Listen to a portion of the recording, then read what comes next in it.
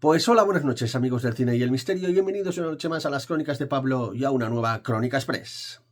Esta vez me adelanto y os traigo la crónica de la próxima película que vais a poder ver en los cines el 5 de diciembre. Como es Here, aquí, la última película de Robert Zemeckis que a la vez adapta la novela gráfica de Richard Maguire. Una empresa con bastante enjundia porque nos encontramos que el espacio es muy concreto y delimitado. Que irá viendo a través de un único punto de vista estático todo lo que ocurre en ese espacio desde la época de los dinosaurios hasta la actualidad. Y por supuesto haciendo especial interés y detenimiento en el momento en el que se construye una casa, allá por el siglo XIX hasta la actualidad. Por ese espacio, tanto antes de ser casa como después, y que se convierte en el salón, iremos viendo todo tipo de vivencias, emociones y reuniones de los más diferentes personalidades y familias, empezando por los Bigman, que entrarían a finales del siglo XIX, cuyo miembro masculino es un inventor de una silla reclinable que parece que tiene éxito con su invento. Y luego vendrían los verdaderos protagonistas, los Young. Primeramente, Al y Rose,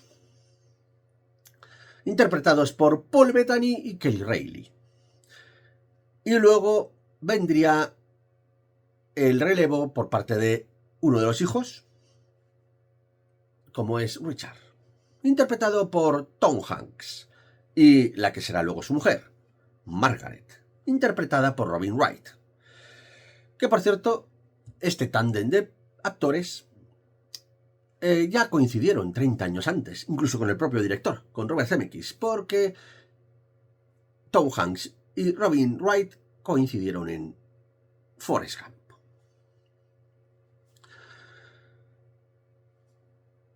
Y sobre ellos recaerá el peso específico de toda la trama de la película, todos sus devenires, sus alegrías, sus tristezas, sus lloros, sus risas, sus celebraciones familiares, sus momentos que van viviendo, cómo se casan, cómo tienen hijas. Tiene una hija, Vanessa, que creo que la interpreta la propia hija de Zemeckis, o sea que todo se queda en casa.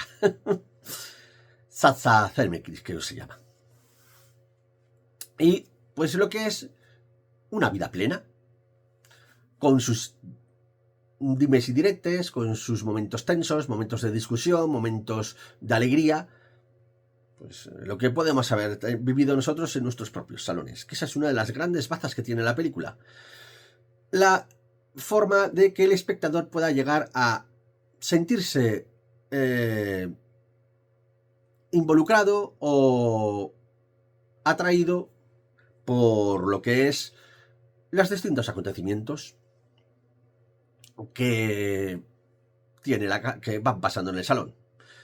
Porque en la propia estaticidad de la cámara, que a priori podrías tomarse como un retroceso. Recordemos que los hermanos Lumière o Méliès, allá por inicios del siglo XX, en los inicios del cine, lo único que hacían era eso, plantar una cámara estática y dejar que los acontecimientos pasaran delante de ella.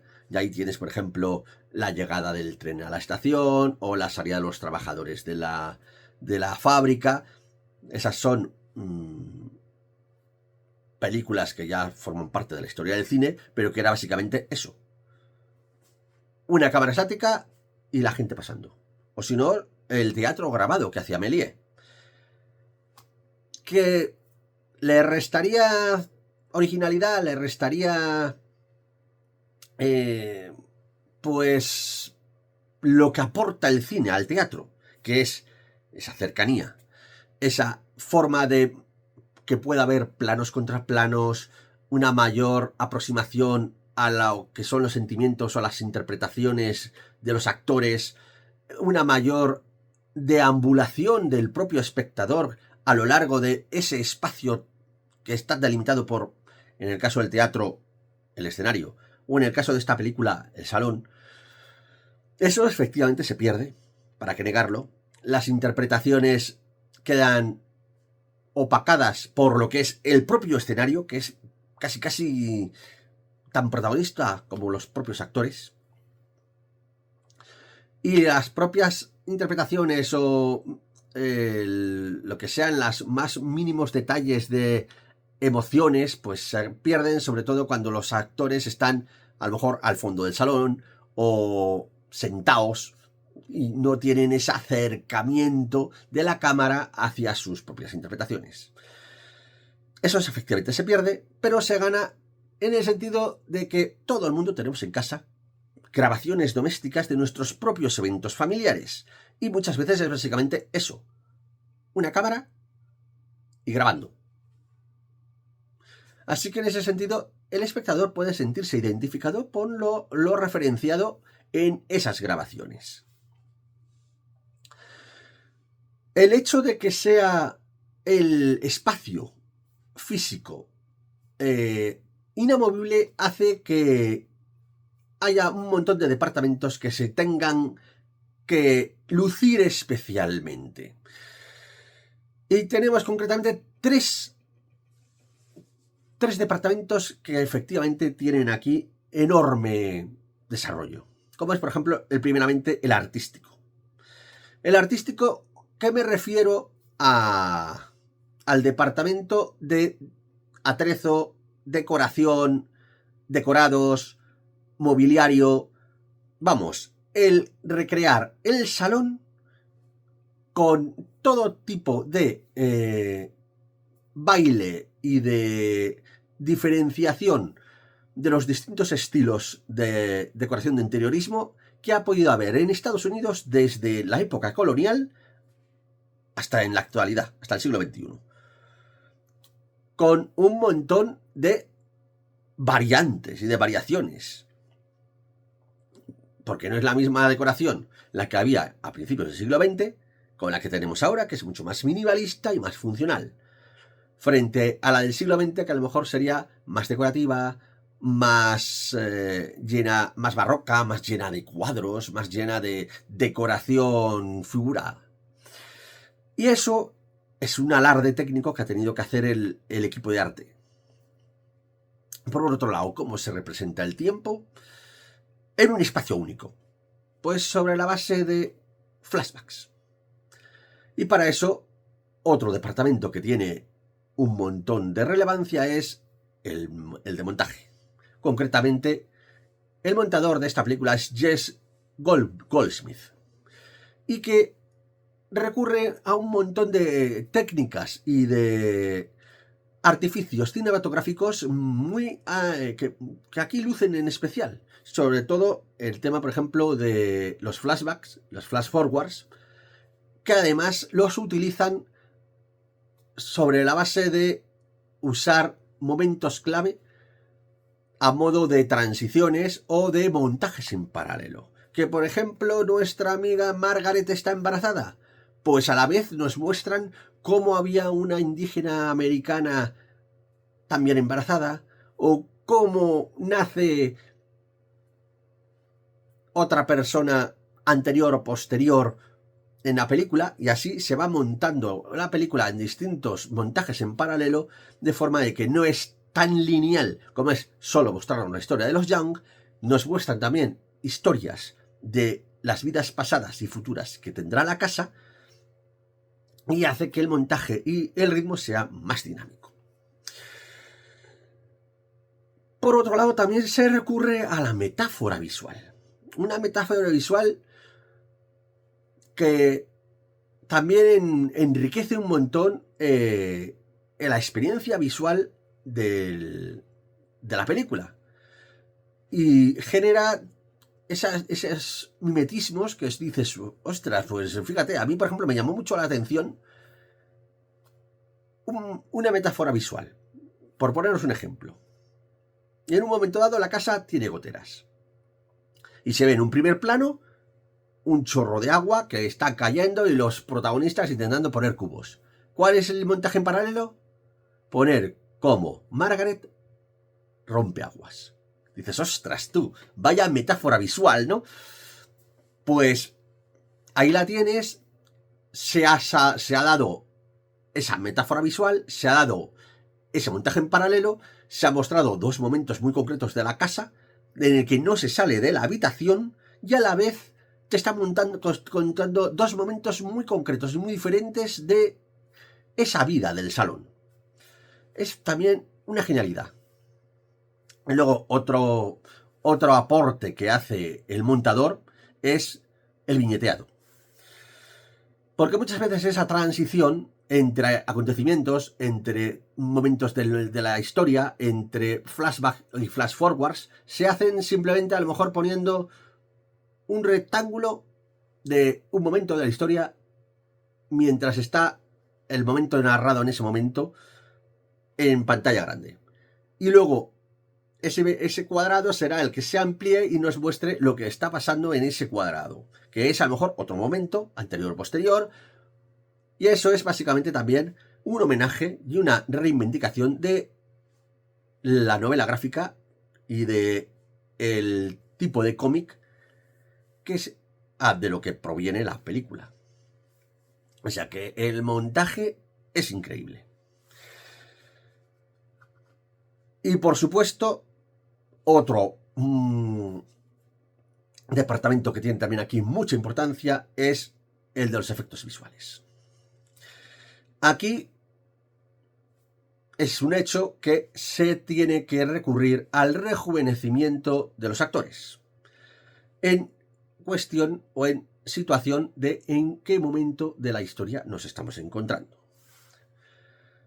Y para eso, nuestro amigo Robert Zemeckis, que ya sabemos que tiene bastante bagaje dentro de lo que es la animación por ordenador, no olvidemos que a principios del siglo XX innovó con películas como Beowulf o Polar Express, aquí introduce una nueva forma de entender el rejuvenecimiento de los actores sobre la base de implementar una técnica llamada Metaphysics Live, que es un programa a través de inteligencia artificial que rejuvenece y modifica las facciones de los actores en el mismo momento en el que están actuando, por lo que se reduce lo que es la reconstrucción facial en postproducción. Eso, por supuesto, le da mayor dinamismo, mayor verosimilitud y queda bastante bien aparente porque es una coordinación perfecta del CGI con los movimientos del actor, porque básicamente está el mismo actor interpretando, pero todavía necesita cierta depuración porque cuando la cámara hace unos planos de los actores cerca de ella, recordemos que la cámara es estable, no se mueve hacia los actores, son los actores los que se tienen que mover hacia la cámara, se les ven los rostros extraños, tiene unas texturas raras, unos gestos raros, una cierta rigidez facial, un acartonamiento de las emociones, ¿no? y de las expresiones. Cosa que también merma a la hora de que sea una actuación natural y fresca. Pero en líneas generales el CGI también es bastante correcto y cumple la perfección. Y por supuesto, si también entramos en el punto de que el mayor fuerte de esta película es las emociones, ahí también cobra cierta importancia la banda sonora. De nuevo compuesta por Alan Silvestri, habitual compositor de las películas de Robert Zemeckis. y que aquí ha optado por melodías suaves, melodías acorde con los momentos emocionales que se están viviendo, o de tristeza, o de alegría, o de tensión, o de reuniones familiares. Y cumple a la perfección. De nuevo, Alan Silvestre demuestra que es uno de los grandes compositores de Hollywood. Pero el hecho de que no haya un main theme, un tema principal que predomine, hace que no llegue a ser tan recordada como pueda llegar a ser la banda sonora de Forrest Gump, que todo el mundo tenemos en mente. No obstante, el trabajo de Alan Silvestri es también soberbio. Por ir finalizando, decir que básicamente esta película es un alarde a lo que es la cotidianidad de una vida, o de varias vidas, y cómo las viven nuestras casas. En ese sentido, es una película llena de emotividad, llena de emociones, de sentimientos, de una carga emotiva importante, sobre todo cómo van sucediendo los acontecimientos, sobre todo centrados en los Young, como hemos dicho, porque tanto los Beckman como los Harris hemos visto que quedan muy desdibujados, sobre todo los Harris, es una pena, porque no sabemos exactamente cuáles son las idiosincrasias de esta familia afroamericana, salvo que les tocó vivir la pandemia. Pero, hombre, si tenemos en cuenta que los protagonistas son los Young, pues se les puede llegar a perdonar, aunque un poco de desarrollo tanto de los Beckman como de los Harris tampoco habría estado de más. Sobre todo por llegar a interesarte por esas vidas. Porque sí, la de los Beckman está más o menos desarrollada en el sentido de que es la historia de un inventor, de su éxito y de su amor por su mujer, y tiene ahí cierto bagaje. Pero los Harris no sabemos nada de ellos, no sabemos a qué se dedican, simplemente están ahí viviendo en la casa. No puedes llegar a empatizar o a interesarte por ellos. Pero bueno, son decisiones técnicas que básicamente pues han tenido que tomar para mostrar básicamente el devenir de la historia y de los acontecimientos, que básicamente muchas veces estos personajes secundarios están ahí para referenciar momentos claves de la historia, sobre todo de Estados Unidos, por supuesto. Porque ahí, por ejemplo, podemos ver referencias a la Declaración de Independencia, a incluso Edison y a pues eso, momentos de la Segunda Guerra Mundial, aunque pasa muy tangencialmente. Prácticamente la mencionan en el sentido de que uno de los hermanos de Richard decide alistarse a la Marina. Y claro, su familia se opone porque con la Segunda Guerra Mundial como que no mola, pero básicamente pues lo dejan ahí, pincelada. Y por supuesto, pues los acontecimientos de los años 50, de los años 60, 70, 80, 90. En ese sentido, se podría recordar un poco a las sitcoms que representaban en WandaVision, que por cierto, ahí también sale Paul Bettany. Así que ahí en ese sentido, Paul Bettany, eso de sentirse hombre de los años 50 o hombre de los años 70, pues debe de sentirle bastante familiar.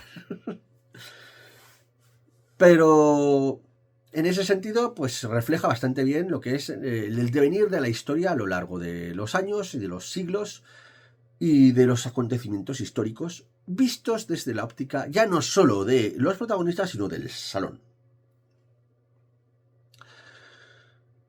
Y nada más, mencionar básicamente que la película está muy bien hecha. De nuevo, Robert Zemeckis se quita la espinita de ese pequeño bluff que le supuso Pinocho y demuestra de nuevo su buen hacer, y que es uno de los grandes directores que estuvo de la mano del propio Steven Spielberg. tenéis una reseña a este episodio en la biografía que hizo Spielberg en esa antigua sección sobre grandes directores. Y que, oye, ya que lo estoy referenciando en algunas ocasiones, estoy por recuperarlo. Déjame tú en comentarios qué director querrías que tratara. ¿El propio Robert Zemeckis, que le estamos hablando aquí ahora? ¿Christopher Nolan, que fue el último ganador del Oscar?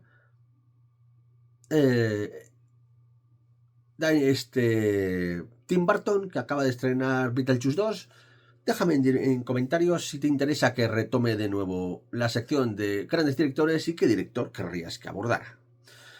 Y por supuesto, si te está gustando esta crítica, dale un buen like, que con eso me ayudas un montón a posicionarlo dentro del algoritmo de YouTube, que parece que a los pequeños canales nos deja un poco de laos. Y por supuesto, si no estás suscrito, por favor, suscríbete, que para ti es gratis, no te supone nada y te servirá para estar informado del contenido que voy subiendo, que intento que sea variado, ágil, entretenido y didáctico, y que además pueda interesar a la mayor cantidad de gente posible.